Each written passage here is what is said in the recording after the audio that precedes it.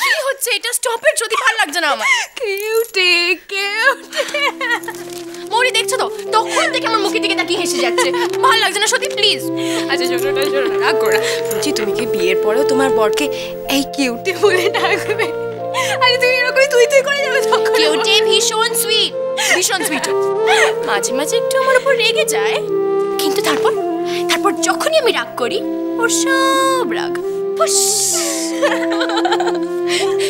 জানো তো মরি, তুমি আমাকে একদম ঠিক বলেছিলে যে ভালোবাসা আর ভালোবাসা পাওয়া, both the feelings are wonderful. Both the feelings are wonderful. I don't want to lose Kyuti. আমি সারা জীবন ওকে ভালোবাসতে চাই। আমিও রঞ্জনা, প্লিজ রঞ্জনা প্লিজ, ওকে তুমি আমার কাছে এনে দাও। এনে দাও রঞ্জনা, আমার কাছে ওকে তুমি এনে দাও প্লিজ রঞ্জনা, প্লিজ এনে দাও তুমি ওকে আমার কাছে। এনে দাও, এনে দাও।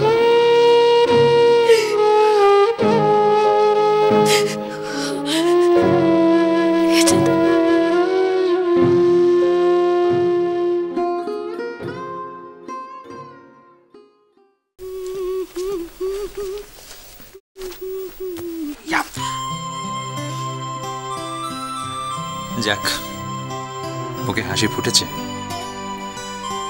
তাহলে ক্ষমা করে দিয়েছো আমায়? কখনো না। না মানে? না মানে না, তুমি আমাকে এয়ারপোর্টে আনতে যাওনি, এটা কিন্তু আমি সারা জীবনও ভুলবো না Samar. Seriously? I am quite serious.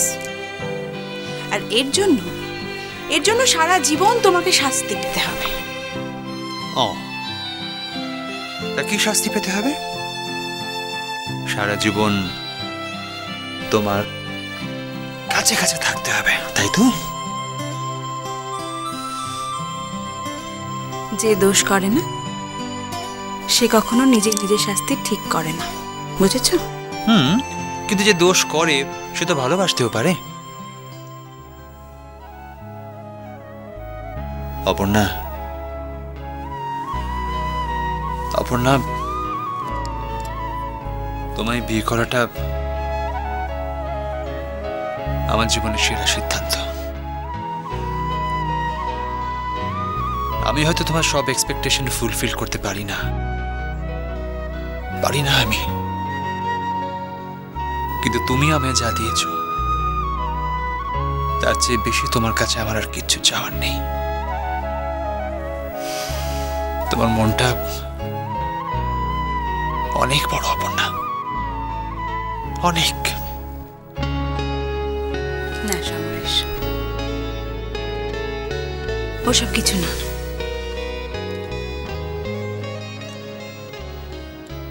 আমি চাইলেও তো অস্বীকার করতে পারবো না যে সর্বাণী তোমার ছেলে মেয়েদের মা। তাই সেটা মেনে নেওয়াটাই ভালো, তাই না? আর সেই জন্যই এই অবস্থায়, সর্বাণীর এরকম একটা অবস্থায় তোমাদের যার যা কর্তব্য তাই তো করা উচিত। যাক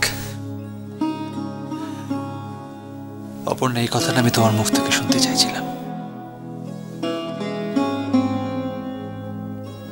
আমি জানি সমরেশ, আমার স্থির বিশ্বাস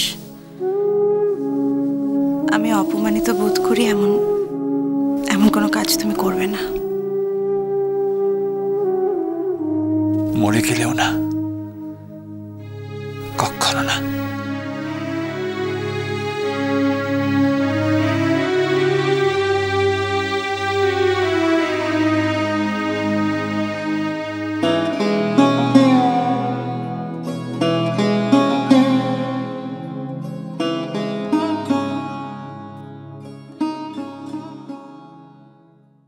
প্লিজ রচনা, প্লিজ ওকে তুমি আমার কাছে ফিরিয়ে এনে দাও প্লিজ। শোনো না, তুমি তোর বন্ধু, তুমি ওকে বুঝিয়ে বলো টিয়াকে বসবে, টিয়াকে বসবে। রোজনা প্লিজ ওকে শোনো। তুমি আমার কথাটা শোনো মৌরি, একটু আমার কথা শোনো। আমি জানি ও এখন আমার উপর রেগে আছে। রেগে নেই, খুব দুঃখ পেয়েছে।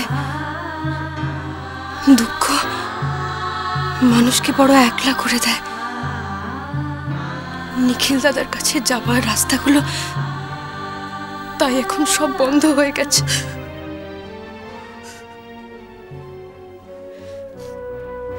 তুমি কি করে জানো? এমন করে কথা বলছো, জানো তুমি নিখিলের সাথে কথা বলেছো? আমি গিয়েছিলাম নিখিল দাদার কাজের জায়গায়। দিদির কষ্টটা আর চোখে দেখা যাচ্ছিল না।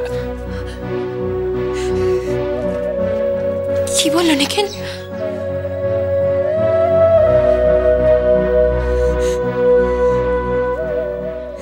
সত্যি?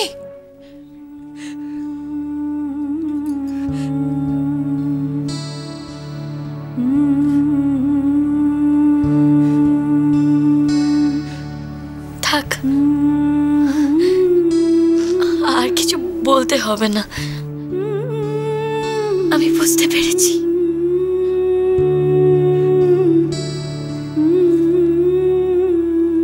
মৌরি, কোথায় যাচ্ছ তুমি? আমি আসছি রঞ্জনা।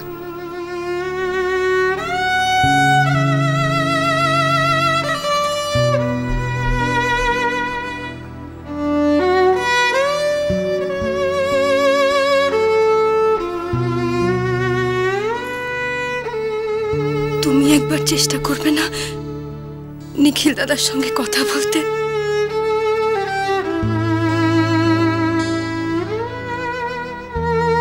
করব। আমি নিখিলের সাথে কথা বলবো।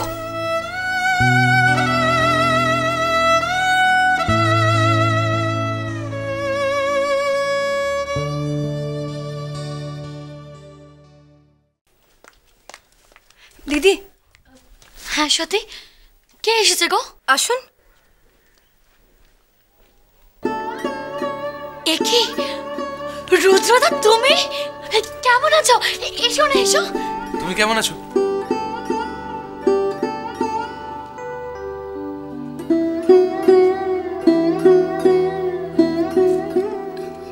বসো না।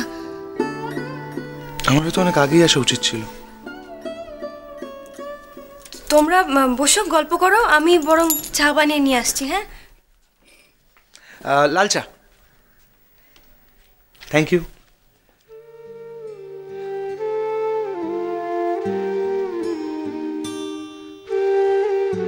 এই বুঝি সেই মেয়েটা?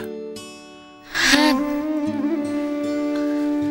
কিন্তু সত্যি কথা তুমি কি করে জানলে? নলিনীর কাছ থেকে।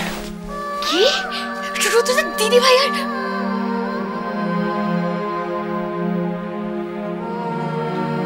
আরে তোমার দিদিভাইয়ের সাথে আমার একদম আড়ি হয়ে যায়নি। আমরা এখনো ফোনে কথা বলি, আমাদের দেখা সাক্ষাৎ তো হয়। শুধু আর একসাথে থাকো না, তাই তো? কবে কাজে জয়েন করছো?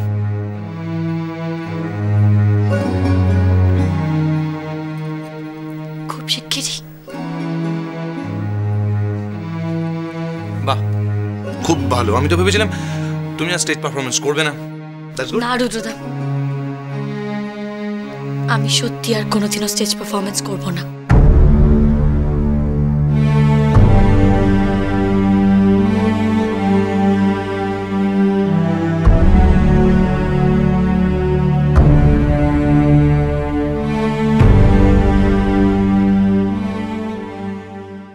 নিখিল দাদার কাছে যত না তোমার কথা বলতে গেছিলাম, তার চেয়ে অনেক বেশি তাগিদ আমার ছিল যে ওনার কাছে আমি নিজের দোষটা স্বীকার করি। আমাকে না বলে কিন্তু তোমার ওর কাছে যাওয়া উচিত হয়নি। স্বামী স্ত্রীর সম্পর্কের মধ্যে তৃতীয় কারো ইন্টারফেয়ার করা অনুচিত।